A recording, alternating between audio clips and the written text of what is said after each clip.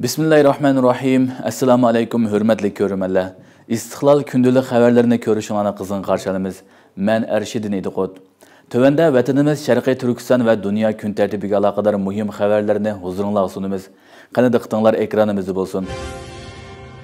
Amerika Devlet Müdafiə Ministerliğinin dokladında Şarkı Türkistan meselesiga alohida o'rin berildi. Amerika Devlet Müdafiə Ministerliğinin 18 dekabr e'lon qilgan Xitoy Xalq Cumhuriyatining harbiy va bexatarlik taraqqiyoti nomli doklati Sharqiy Turkiston masalasini xalqarалық bexatarlik va geopolitikalik nuqtadan tilga olgan eng muhim rasmiy hujjatlarning biri deb qaralmoqda. Uyg'ur tadqiqot instituti Amerika Davlat Mudofaa Ministerligi e'lon qilgan 2024-yillik doklatining Sharqiy Turkiston masalasiga bo'lgan ahamiyati haqida maqola e'lon qilgan bo'lib, mazkur dokladning har qaysi jihatlardagi ahamiyati, uzun va qisqa mezgillik ta'siri qatorliq jihatlardan tafsili to'xtalgan. Maqolada mazkur dokladning Xitoy kommunist hokimiyati qurilganligining 75 yilligi bo'lgan 2024-yili e'lon qilinishining alohida ahamiyatga ega ekanligi, bu mezgilning yana xalqaro siyosiy vaziyatning murakkab o'zgarish bosqichiga kirgan vaqtga to'g'ri kelganligi ko'rsatib o'tilgan. Amerika Davlat Mudofaa Ministerligining dokladiga asoslanganda, Xitoyning Sharqiy Turkistondagi harbiy o'rinlashtirish va bexatarlik tadbirlari Sharqiy Turkiston masalasining faqat ichki bexatarlik masalasila emas, balki geopolitikalik raqobatning markaziy nuqtasi ekanligini ko'rsatib beradi ekan.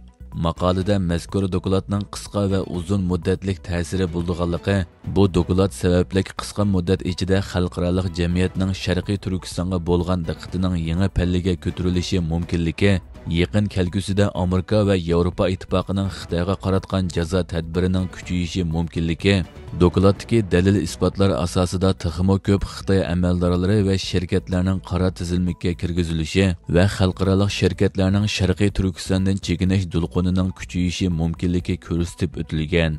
Dokladning uzun muddatlik ta'sirining bo'lsa, eng oldi bilan Sharqiy Turkistonning geopolitikalik o'rnining texmo muhimlashishida ko'rilganligi, Xitoyning Sharqiy Turkistonga qaratgan strategik planlari va harbiy tadbirlarining rayonni kelgusidagi xalqaro raqobatning markaziga aylantirib qo'yganligi, Sharqiy Turkiston masalasi Xitoyga qarshi yangi ittifoqlarning shakllanishiga turtki bo'lishi mumkinligi, Sharqiy Turkiston masalasining inson haqlari doirasidan xalqib, xalqaro bexatarlik va geopolitikalik masala sifatida qabul qilinishiga yo'l ochadiganligi ta'kidlangan. Maqolaning oxirida mazkur dokladda tilga olingan faktlar va ma'lumotlarning rasmiy hujjat ekanligi, Uyg'ur tashkilotlari buni xalqaro sahnalarga ilib chiqish, lobbichilik qilish va tashviqot xizmatlarida foydalanganligi, shuning bilan birga xalqaro tashviqot strategiyasining yangilanishi kerakligi, muhojiratdagi Uyg'urlar o'zaro hamkorlikni kuchaytirib, birlikka kelgan harakat plani tuzishi kerakligi tavsiya qilingan. Xitoy Kanadaning 8 Xitoy amaldorini jazolaganligiga qarshi o'ch oldi. Kanada hukumati Sharqiy Turkiston va Tibetdagi irqiy qirg'inchilik va insoniy huquq dafsandichiligiga munosabatlik 8 Xitoy amaldorini jazolash tizimiga kirgizgandan keyin, Xitoy Kanadadagi munosabatlik organlar va shaxslarga jazo yurgizish vositasi bilan o'ch oldi. Amerika ovozining xabar qilishicha, Xitoy 22 dekabr Kanadadagi Sharqiy Turkiston bilan Tibetning inson haqlari masalasiga ko'ngil bildirgan ikki tashkilot va 20 xodimni jazo tizimiga kirgizgan bo'lib, Kanada hukumatining mushu oyning 5-ida Sharqiy Turkiston va Tibetga chetishliq sobiq va navbatda vazifa o'tayotgan 8 Xitoy amaldorining jazolashiga qarshi o'ch olgan. Bildirilishicha, Xitoy Tashqi ishlar ministrligi 21 dekabr 15 nomerlik buyruq tushirib, atalmish Xitoyning chet elga qarshi jazo qonuniga asosan Kanadadagi Uyg'ur huquqi tashabbusi qurilishi, Kanada Tibet komiteti va bu ikki tashkilotda xizmat qilayotgan 20 xodimga jazo yurgizishni qaror qilganligini, jazoning shu kundan boshlab ijro qilinadiganligini e'lon qilgan. Kanada hukumati 10 dekabr atalmish Uyg'ur Abdunum rayonlik xalq hukumatining qo'rchaq raisi, partiya komitetining muavin raisi Erkin Tunyaz, atalmish Uyg'ur Abdunum rayonining sobiq sekretari Chin Chuango, Xitoy qurultiyi doimiy komitetining muavin raisi, atalmish Uyg'ur Abdunum rayonlik hukumatining sobiq qo'rchaq raisi Shuhrat Zakir, atalmish Uyg'ur Abdunum rayonlik siyosiy maslahat yig'inining muavin raisi Peng Jiaru, Tibet Abdunum rayonining sobiq partiya sekretari Wu Yingji, atalmish Uyg'ur Abdunum rayonining bexatarlik idorasining sobiq partiya komiteti sekretari Xu Liujun, Atalmış Tibet Abdunum Rayonluq hökumətinin muavin rəisi, JX Ministerliyi Partiya Komitetining katibi Jang Hongbo, Xitay Kompartiyasi İttifaqlıq Komitetining sobiq boshlig'i Yo Juan qatorliqlarga jazo yurgizgan edi. Jazo qaroriga asosan Kanada va Kanada sirtidagi Kanada fuqarolarining jazo tizimiga kirgizilgan Xitoy amaldorlarini mablag' bilan ta'minlashi, mol-mulk savdoga munosabatlik har qanday muomalada bo'lishi man'iy qilgan edi. Amerikaning Tayvanni qurol bilan ta'minlashi Xitoyni qattiq bearam qildi. Amerika hukumati Tayvanni qurol bilan ta'minlash haqidagi yangi qarorini e'lon qilgandan keyin Xitoy tashqi ishlar ministri buningga norozilik bildirdi. Xitoy tashqi ishlar ministrligi organ torining xabar qilishicha, 22 dekabr Xitoy tashqi ishlar ministrligi bayonotchisi Amerikaning Tayvanga davomli harbiy yordam berishi va qurol setib berishiga qat'iy norozi ekanligini, Amerikaning bu harakati atalmış bir Xitoy prinsipi va Xitoy-Amerika 3 birlashma bayonotiga xilof ekanligini, Xitoyning egilik huquqi va bexatarlik manfaatiga xiloflik qilganligini, Amerikaning Tayvan mustaqillik bo'lguncha kuchlarga eg'ir xato signal berganligini da'vo qilgan. Xitoy bayonotchisi yana Tayvan masalasining Xitoyning yadrolik manfaati ekanligi, Xitoy-Amerika munosabatidagi o'tkili bo'lmaydigan qizil chiziq ekanligi haqida jar solgan. Xabar qilinishicha, Oqsaroy 21 dekabr Tayvanni 570 million Amerika dollaridan oshadigan harbiy yordam bilan ta'minlaydiganligini e'lon qilgan. Shu kuni Amerika Mudofaa ministrligi Amerika tashqi ishlar ministrligining Tayvanga jami 295 million dollar qiymatida qurol setishni tasdiqlaganligini bildirgan.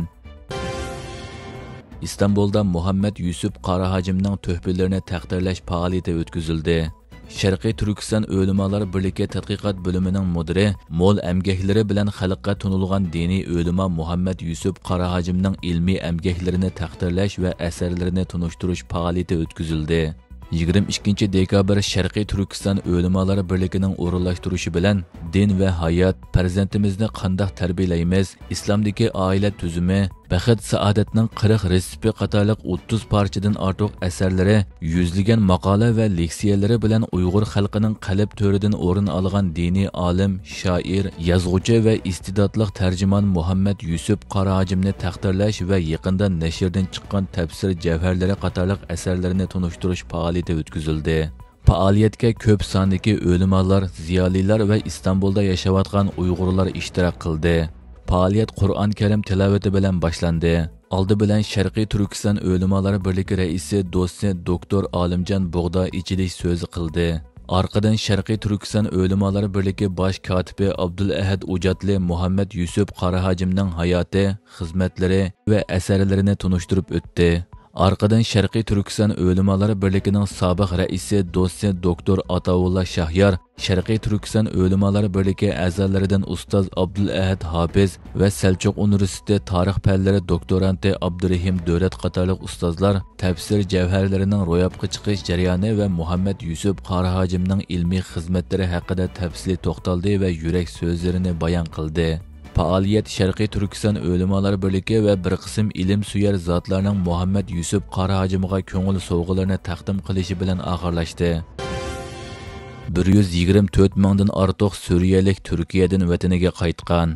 Turkiya Ichki ishlar ministri Ali Yerlikaya bu yil 9 dekabrgacha 124.325 Suriyalikning bexatar holda o'z ixtiyorligi va tartib bilan vataniga qaytganligini bildirdi.